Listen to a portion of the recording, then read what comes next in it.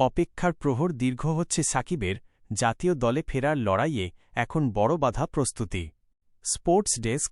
আশা জাগিয়েও শেষ পর্যন্ত নিউজিল্যান্ড সিরিজের দলেও জায়গা হল না সাকিব আল হাসানের। পাকিস্তান সিরিজের আগে বিসিবি ইতিবাচক সংকেত দিলেও মাঠের লড়াইয়ে সাকিবের প্রত্যাবর্তন ঝুলেই রইল। রাজনৈতিক পটপরিবর্তন আর আইনি জটিলতায় ২০২৪ সাল থেকেই জাতীয় দলের জার্সিতে ব্রাত্য হয়ে আছেন এই অলরাউন্ডার। তবে দীর্ঘ নীরবতা ভেঙে এবার তার ফেরার সম্ভাবনা নিয়ে মুখ খুলেছেন প্রধান নির্বাচক হাবিবুল বাশার। সাকিবের বর্তমান পরিস্থিতি এবং দলে ফেরার সমীকরণ নিয়ে প্রধান নির্বাচকের বক্তব্যে উঠে এসেছে মিশ্র এক ছবি। সাকিবের সাথে সাম্প্রতিক আলাপচারিতার কথা জানিয়ে হাবিবুল বাশার বলেন, সাকিবের সাথে আমার কথা হয়েছে। আমি মূলত ওর প্রস্তুতির ব্যাপারে জানতে চেয়েছি। সে বর্তমানে যেখানে অবস্থান করছে সেখানে নিয়মিত মানসম্মত ক্রিকেট বা অনুশীলনের পর্যাপ্ত সুযোগ নেই।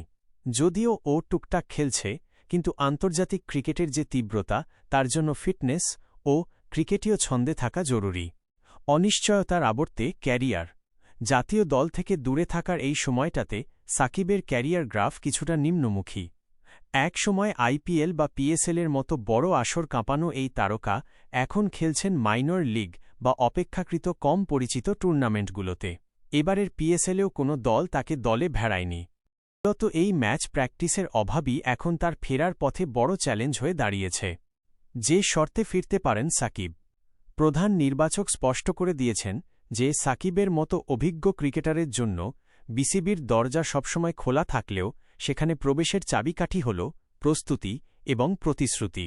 নির্বাচক প্যানেলের দাবি, তাই সাকিব যদি নিজেকে পুরোপুরি প্রস্তুত করতে পারেন এবং লম্বা সময় দেশের হয়ে খেলার মানসিকতা দেখান, তবেই তাকে পুনরায় বিবেচনা করবে বোর্ড।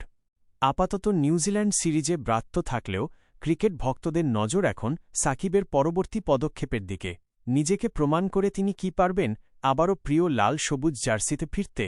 উত্তরটা এখন সময়ের হাতে।